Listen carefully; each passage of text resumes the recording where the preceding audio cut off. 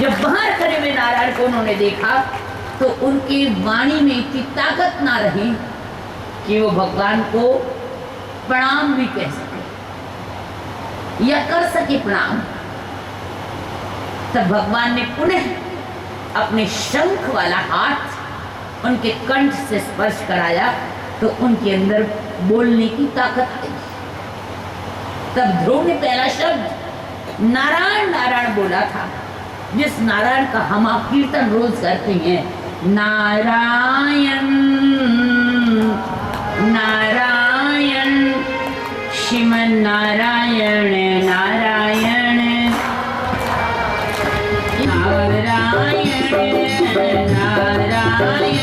श्रीमन नारायण नारायण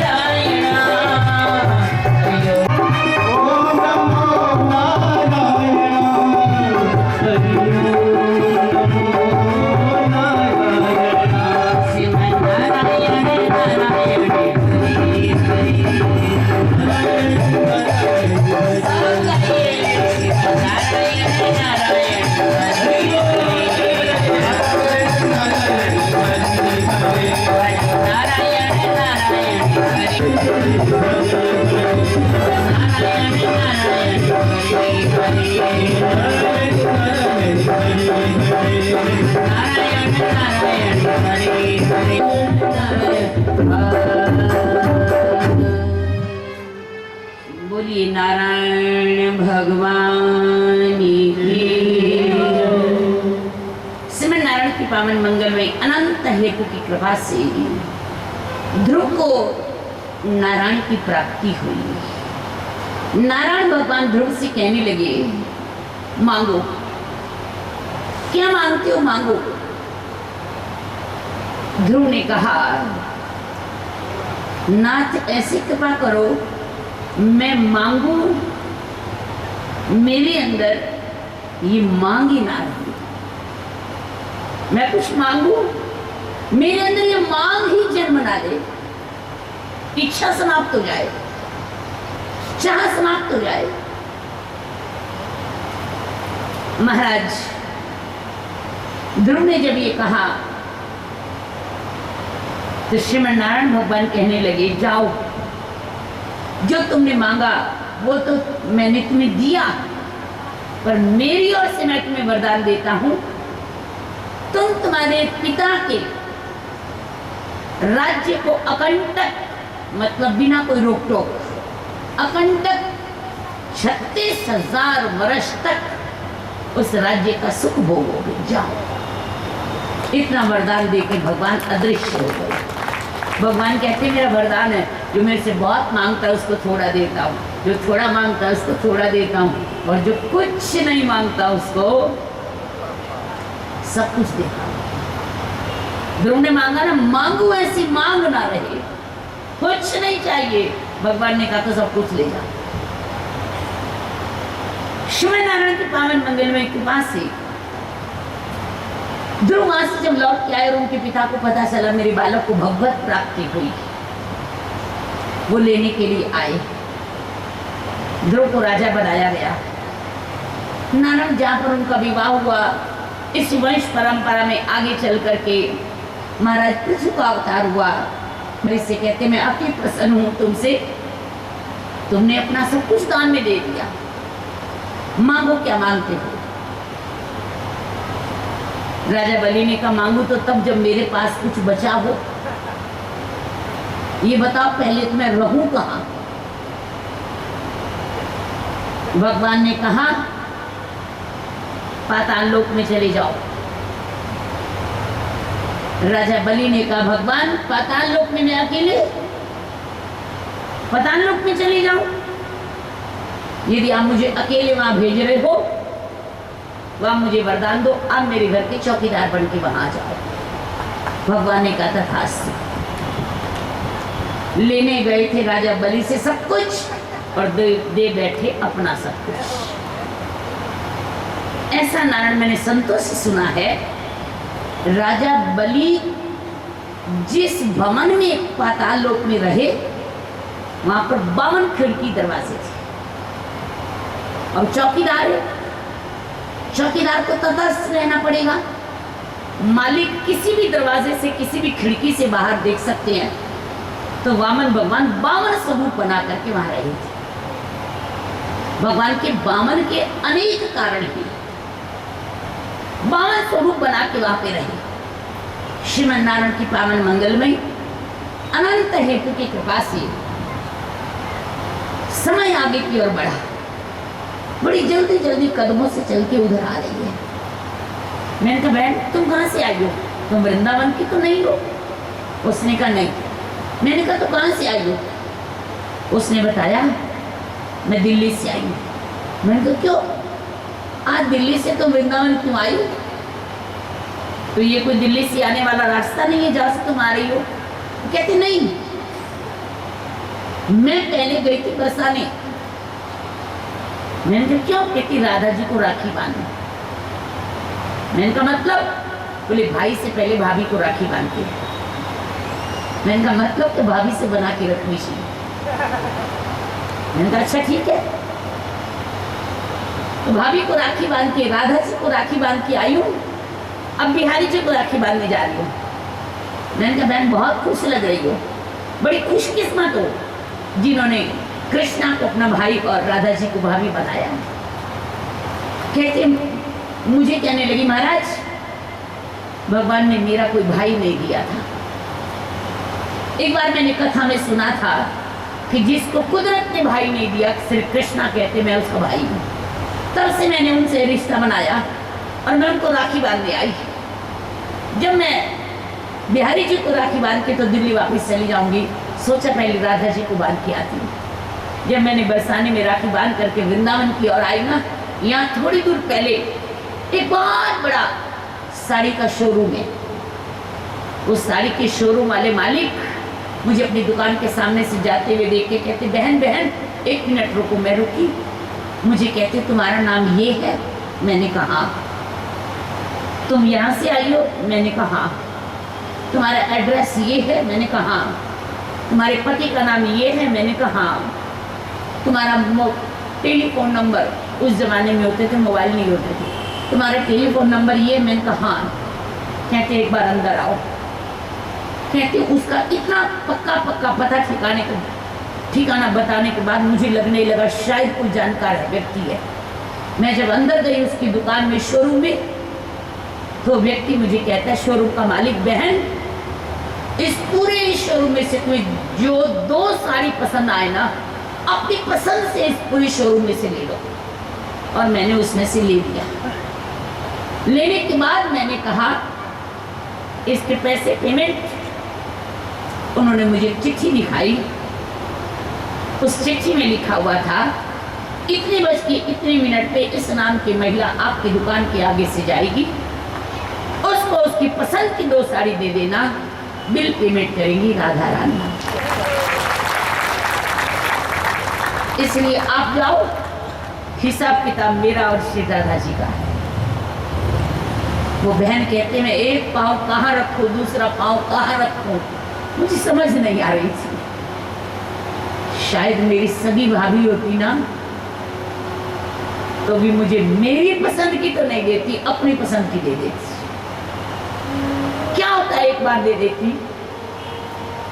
आज मुझे मेरे कृष्णा ने, मेरी से राधा जी ने इतना मान रखा ना, उस बहन की खुशी को दुनिया की कोई मशीन पढ़ नहीं सकती थी। नारायण, ऐसा रिश्ता बनाओ जो कभी टूट ना सके। आज राजा बलि ने देखा उनके घर में एक सेविका है, सेविका सेवा करने वाली, अचानक उनके घर में कुछ दिन पहले आ गई थी। राजा बलि मुझे सेवा में रख लो। आज वो इस रक्षाबंधन के त्योहार वाले दिन अकेले कक्ष में जाकर के दीवार की तरफ मुंह करके रो रही है। राजा बलि ने उनसे पूछा क्यों रो रही हो? उस सेवा करने वाली दासी ने कहा राजन मत पूछो मुझसे, आज के दिन मत पूछना किसी स्त्री से जो उदास हो जाए। रक्षाबंधन वाले दिन भगवान ने उसके साथ अन्याय किया। अन्याय क्या किया? या तो उसको भाई नहीं दिया या उसका भाई से बिछो कर दिया, भाई से उसको कुदरत ने दूर कर दिया। मत पूछो मेरे से। राजा बलि कहते बताओ तो क्या हुआ? वो कन्या कहती है लक्ष्मी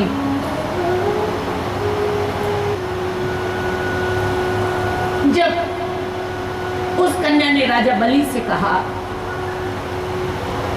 कुदरत ने मुझे कोई भाई नहीं दिया इसलिए उदास हूं। राजा बलि ने कहा बहन यदि कुदरत ने, भगवान ने तुम्हें भाई नहीं दिया तो क्या हुआ? धर्म अभी जिंदा है। लो मेरी कलाई पर रक्षा सूत्र बांधो। उस बहन ने राजा बलि की कलाई पर रक्षा सूत्र बांध दिया। राजा बलि ने कहा बहन मांगो। क्या मांगती हो? मांगो। याद रखना नारायण, जो बहनें होती है ना, बहनें शादी से पहले जिद करती हैं ये लूंगी ये लूंगी ये लूंगी, और भाई हमेशा कहते हैं नहीं दूंगा नहीं दूंगा नहीं दूंगा, और शादी के बाद भाई कहते मांगो, बहन कहते कुछ नहीं चाहिए। कोई भी दुनिया की बहन अपने भाई से शादी के बाद मुंह खोल के कभी नहीं मांगेगी। और नारायण आप दे भी क्या सकते हो उनको, और आपके देने से उनका पूरा भी क्या पड़ेगा। आप तक जितने भी मेरी आवाज आए ना सुन लेना, आपके देने से उनका पूरा भी क्या पड़ेगा? पूरा तो वहां से पड़ेगा जहां आपने एक दिन उनको एक सूत्र से बांधा था, वहां से पूरा तो वहां से पड़ेगा जहां की किस्मत बंधी एक पल्ले के साथ। याद रखना नारायण, बहन बेटियां तुम्हारे घर लेने नहीं आती, बहन बेटियां तुम्हारे घर लेने नहीं आती हैं। बहन बेटियां तुम्हारे घर लेने नहीं, तुम्हें दुआएं देने आती हैं। ना बहन बेटियों को देने से कभी कम नहीं पड़ता। बहन बेटियां तुम्हारे घर की गणेश है, परंतु बहन बेटियों को भी मर्यादा में रहना चाहिए। नारायण, भाई कितना भी कहे बहन मांगो मांगो, शादी के बाद बहन को कभी भी भाई के घर से मुंह खोल के नहीं मांगना चाहिए, क्योंकि पति के घर से ही गुजारा चलेगा, और यदि मांगोगे ना तो इज्जत कम हो जाएगी। इसलिए बहन की अपनी जगह मर्यादा, भाई की अपनी जगह मर्यादा। श्रीमन नारायण के पावन मंगल में कृपा से जब राजा बलि ने कहा बहन मांगो, बहन ने कहा नहीं मांगूंगी।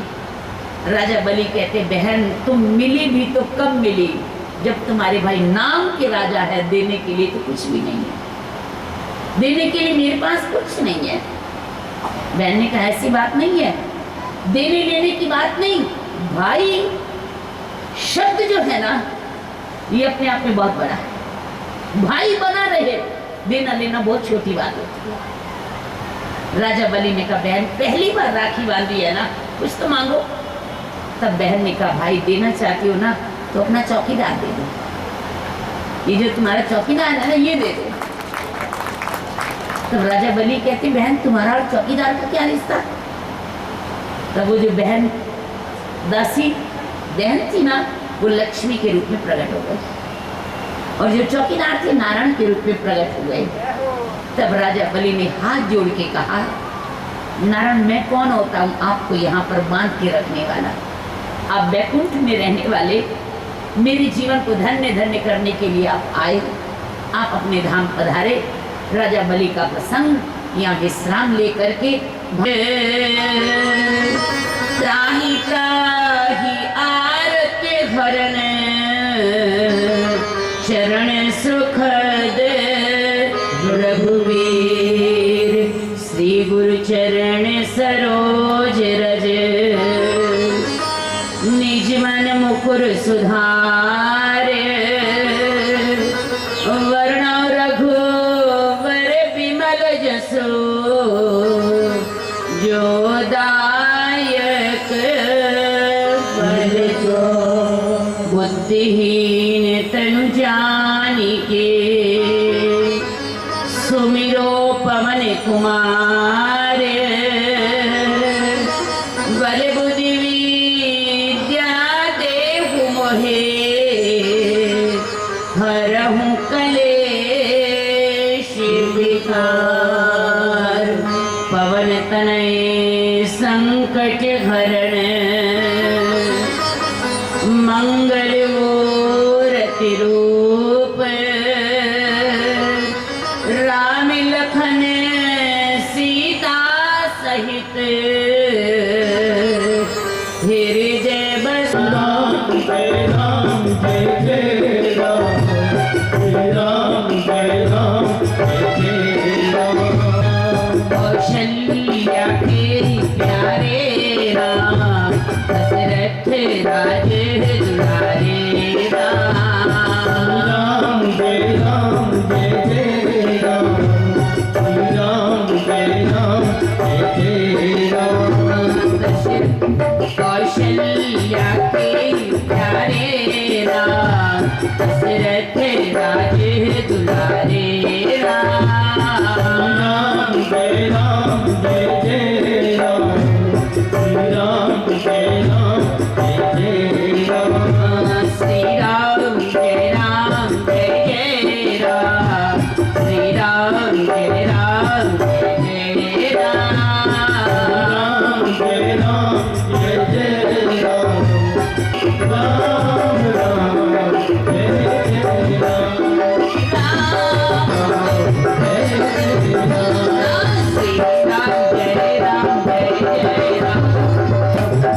जय राम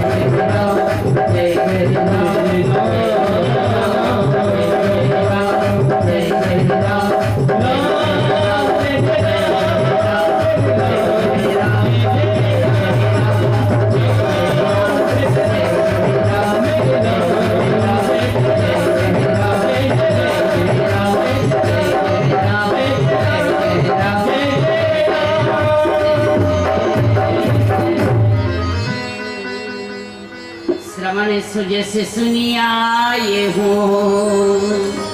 प्रभु भंजन भवभीर त्राहि त्राहि आरत हरण चरण सुखद रघुवीर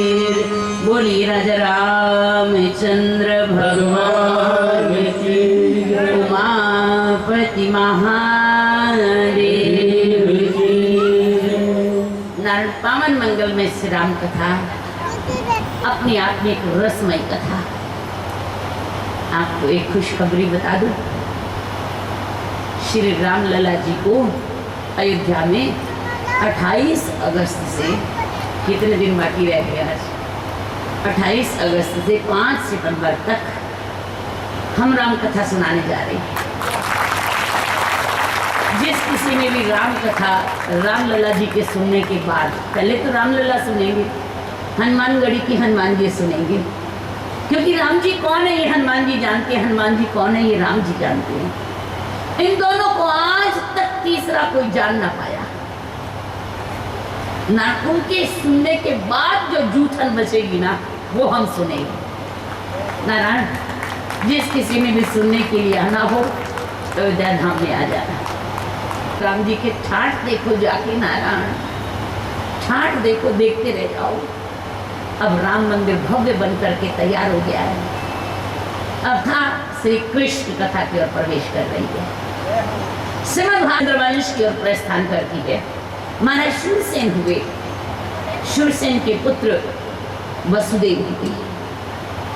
उनका विवाह कंस की चचेरी बहन देवकी से होना निश्चित हुआ। कथा को विस्तार से ना कहकर सूक्ष्मता की और थोड़ा सा उस मुख्य उद्देश्य की ओर हम स्पर्श करना चाहेंगे, उस प्रसंग को जहां हम जाना चाहते हैं। आज श्रीमन नारायण की पावन मंगलमय कृपा से कंस की चचेरी बहन देवकी के साथ उनका विवाह होना निश्चित हुआ। कंस की अपनी कोई बहन नहीं थी। दुनिया वालों, 10 महादान में एक दान है कन्यादान। 10 महापुण्य में एक पुण्य कन्या का दान करना। जिसके भगवान ने अपनी बेटी दी है ना, वो बहुत बड़ा भाग्यशाली है। जिसको भगवान ने अपनी बेटी ना दी हो, भाई की बेटी का कन्यादान किया करो। भाई की बेटी ना हो तो बहन की बेटी का कन्यादान किया करो। वो ना हो तो ब्राह्मण की बेटी का कन्यादान किया करो। वो तो जिस बेटी की माँ पिता ना हो, उस बेटी का कन्यादान किया करो। वो ना बन पाए तो तुलसी विवाह, तुलसी कन्यादान किया करो। वो ना बन पाए तो नारायण श्रीमद् भागवत महापुराण में रुक्मिणी का कन्यादान किया। पर जीवन में हाथ कन्यादान से वंचित ना रहे। आज कंस की कोई अपनी बहन नहीं थी, सो उन्होंने अपनी चचेरी बहन देवकी का कन्यादान करना निश्चित किया। जब देवकी का कन्यादान निश्चित किया, बहन का कन्यादान करके उन्होंने निर्णय किया कि मैं बहन की डोली को कहारों से ना उठवा के स्वयं उसके ससुराल पहुंचाऊंगा। जब बहन की डोली को ले जा रहे थे तो देवताओं ने मंत्रणा की, पापी व्यक्ति पुण्य करने लग गया तो उसके पाप का घड़ा कैसे भरेगा। सुनारायण आकाशवाणी हुई, पापी कंस तो जिस बहन की डोली को कंधों पर उठा करके जा रहा है, इसी बहन का 8वां बालक तेरे लिए काल बन के आएगा। सुनारायण कंस ने उसी समय बहन की डोली को कंधों से उतार कर धरती पर रखा, म्यान से तलवार निकाल करके जिस बहन का कन्यादान अभी किया था उसका सर धड़ अलग करने लगा। तो वसुदेव ने कहा, महाराज मथुरा नरेश क्या कर रहे हो? जिस बहन के हाथ अभी मेहंदी से गीले हैं, आप उसका वध कर रहे हो। जिसका आपने कन्यादान किया उसका वध कर रहे हो। महाराज आप नहीं जानते हो क्या, यदि बहन या बेटी का कन्यादान करने से पुण्य मिलता है तो उसका वध करने से 100 गुना पाप लगता है। इससे जब ये कहा कि तुम्हारी अकल में, बुद्धि में, समझ में बात नहीं आई, तुम अपनी बहन का वध कर रहे हो। सुनारायण कंस से कहा, आपको अपनी बहन से डर तो नहीं है ना?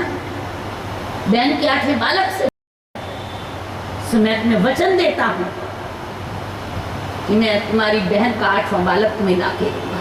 बहन को मत मारो। सो कंस ने देवकी को मारा तो नहीं, परंतु विश्वास नहीं किया और मथुरा के कारागृह में ही बंद कर दिया।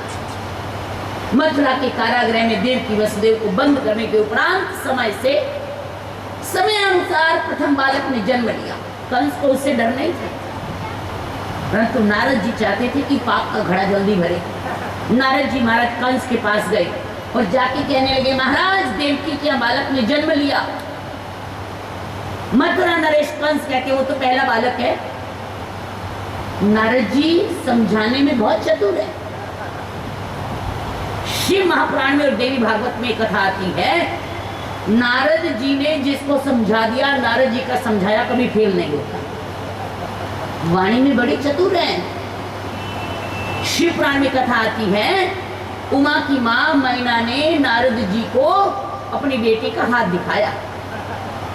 ये जो हाथ की रेखाएं हैं ना, ये ब्रह्मा जी की लिपि है। जैसे संस्कृत भाषा, हिंदी भाषा, मारवाड़ी भाषा, इस तरह से जो ये हाथ की रेखाएं हैं ना, ये ब्रह्मा जी की भाषा है, ब्रह्मा जी की लिपि है, ब्रह्मा जी ने इसको लिखा है। तो नारद जी कहते हैं उमा के लिए, उमा की मां मैना से, मां ये ब्रह्मा जी की भाषा है, हाथ मुझे ना दिखाओ, मुझे हाथ देखना नहीं आता। फिर भी हाँ, मेरे गुरु ब्रह्मा जी हैं, उन्होंने मुझे एक बार ब्रह्मलिपि मतलब हाथ देखना सिखाया था, मैं देख देता हूँ। नारायण ऐसा समझा दिया। हाथ देखने वाले जो होते हैं ना, हाथ देखने वाले, सबसे पहली बात, नारायण मुझे कोई कुछ मत कहना, मुझे हाथ देखना नहीं आता। मतलब हाथ देखने का मतलब ये है, मंच की कोई भी बात मुझे यहाँ से उतरने के बाद याद नहीं रहती, मेरे से कुछ मत पूछना, यदि अब कुछ कह भी दूँ। नारायण जो कोई हाथ देखने वाले हो या डॉक्टर हो, उनकी खास बात होती है पेशेंट को पहले डराना। ओहो तुम तो अभी अभी पहुंच गए, अभी नहीं पहुंचते डॉक्टर के पास तो बस फिर केस बिगड़ ही गया। इसी तरह से हाथ देखने वाले कहेंगे, महाराज ग्रह तो बहुत बुरे चल रहे हैं, ग्रह तो बहुत बुरे चल रहे हैं, डरा के फिर बचाएंगे। तब तक पेशेंट ये कह देगा, महाराज जैसे भी ठीक होता हो, जैसे भी ग्रह सिद्ध होते हो करो। नारायण इसी तरह से ब्रह्मा जी की लिपि को पढ़ करके देवऋषि नारद जी कहते, माँ इस कन्या की रेखाएं, बाकी तो सब ठीक है, पर एक रेखा इतनी अमंगल है, इतनी अमंगल है कि मैं उसको बता ही नहीं सकता। अब माँ के वो ही बताओ, नारद जी के वो ही नहीं बताऊं, माँ के वो ही बताओ।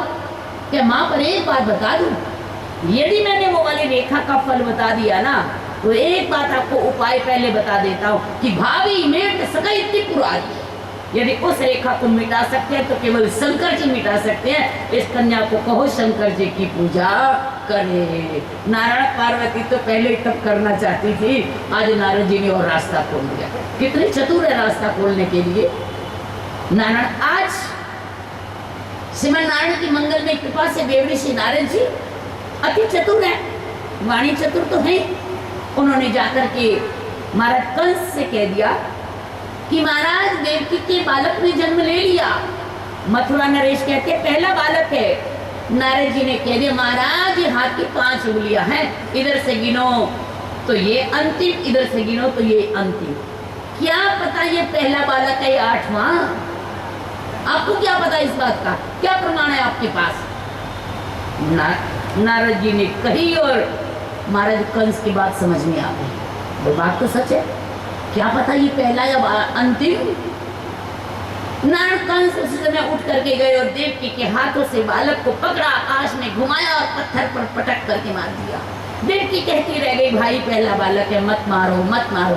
दूसरे बालक को भी मार दिया, तीसरे को भी, चौथे को भी, 5वें को भी, 6ठे को। नारायण 7 का गर्भ स्वखलित होकर के चला गया। अब बारी आई 8वें बालक। नारायण 8वें बालक के इंतजार में सभी देवगण हैं। एक बार गर्भ ये पेट भगवान के पास जाके रोया।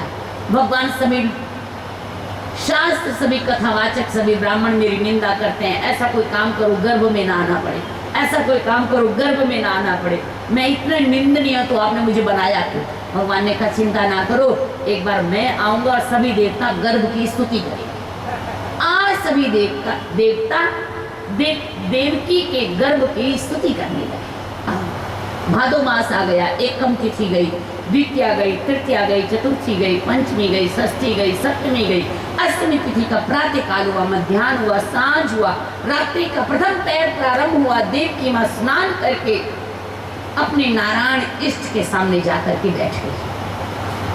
एक राज की बात और है, शास्त्र में मां कौशल्या भी नारायण भगवान की उपासक थी और मां देवकी भी नारायण भगवान की उपासक थी। मां देवकी स्नान करके अपने चतुर्भुज नारायण के पास समक्ष जाकर के आंखें बंद करके प्रार्थना करने बैठ गई। रात्रि का दूसरा पैर प्रारंभ हुआ। ठीक मध्य रात्रि के 12 बजे सब चुप रहना, क्योंकि जेल है, कंस को पता नहीं चलना चाहिए। मध्य रात्रि के 12 बजे देखते देखते उस सामने वाले नारायण के श्री विग्रह में से ज्योति का पुंज प्रकट हुआ, प्रकाश का पुंज प्रकट हुआ। प्रकाश के पुंज में 4 भुजाओं वाले बालक प्रकट हो गए। जैसे 4 भुजाओं वाले बालक प्रकट हुए, देवकी मां ने कहा नहीं, मुझे आपका ये स्वरूप नहीं चाहिए, नहीं, 2 भुजाओं वाले हो जाओ। कौशल्या मां ने भी भगवान श्री राम जी को यही आदेश दिया था। जब त्रेता युग में देवकी मां के यहाँ भी बालक प्रकाश के पुंज के रूप में प्रकट होकर के 2 भुजाओं वाले प्रकट हुए थे, तब कौशल्या मां ने कहा था नहीं, मुझे आपका ये स्वरूप नहीं चाहिए। भगवान ने कहा तो कैसे चाहिए? कौशल्या मां कहते कि ये शिशु लीला अति प्रिय शीला, यह सुख परम अनुपा। भगवान ने कहा क्या करूं? मां कहते रो। भारत की मां भगवान को रोने के लिए कहती है। वाह, ये भारत की मां में ताकत है नारायण। और भगवान रोने लगे।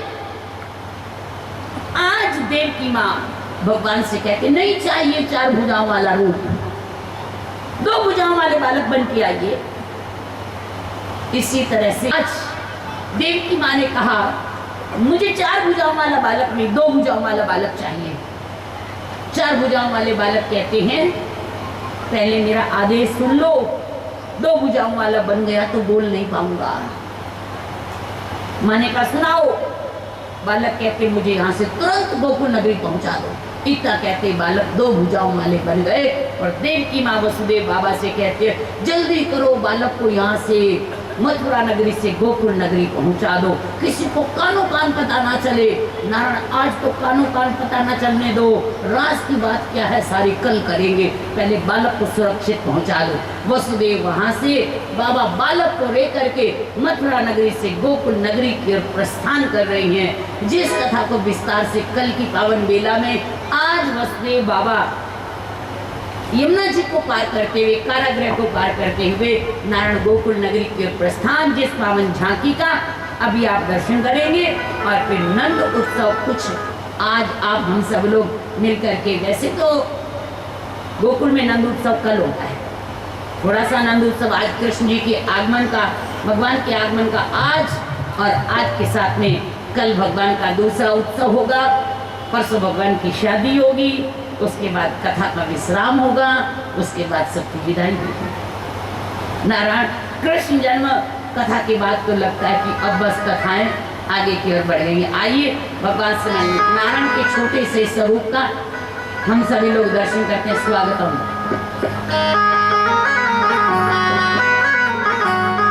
स्वागतम कृष्ण, सुस्वागतम कृष्ण, स्वागतम कृष्ण, स्वागतम कृष्ण, स्वागतम सुस्वागतम शरणागतम कृष्ण, स्वागतम सुस्वागतम स्वागतम कृष्ण, स्वागतम कृष्ण।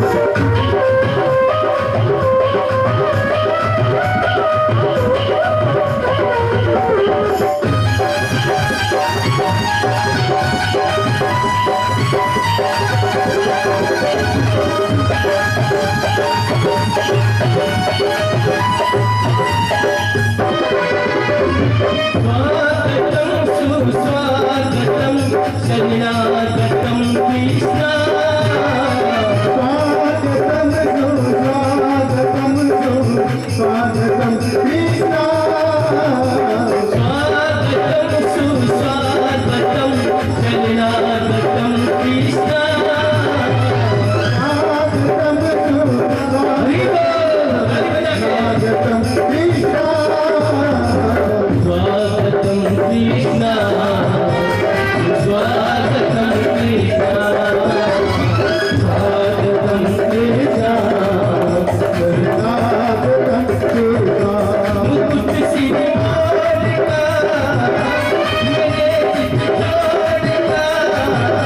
मुकुट सिर मोरका मेरे चित छोड़का मुकुट सिर मोरका मेरे चित छोड़का नैना नैना नैना नैना नैना नैना नैना सरकार के कटिए है कटार के नैना सरकार के कटिए है कटार के मुकुट सिर मोरका मेरे चित छोड़का मुकुट सिर मोरका मेरे चित छोड़का नैना नैना नैना नैना नैना नैना नैना सरकार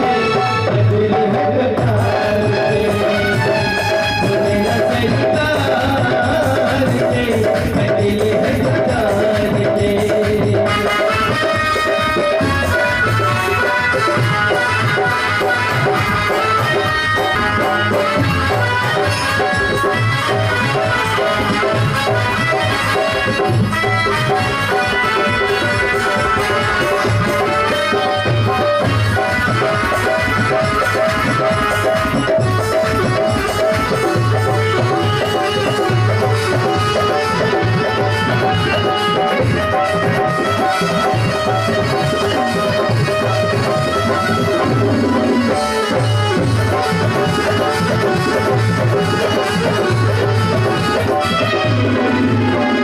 कमले लजाए तेरे नैनों को देख के कमले लजाए तेरे नैनों को देख के कमले लजाए तेरे नैनों को देख के कमले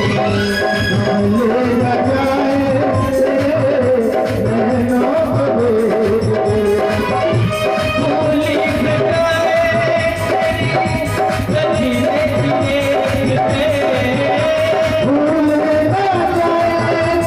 नैनों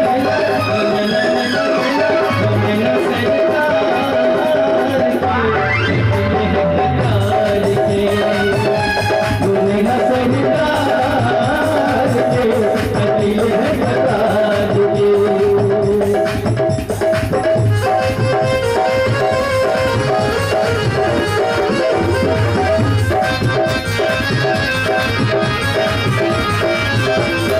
देख के सुन के मैं आई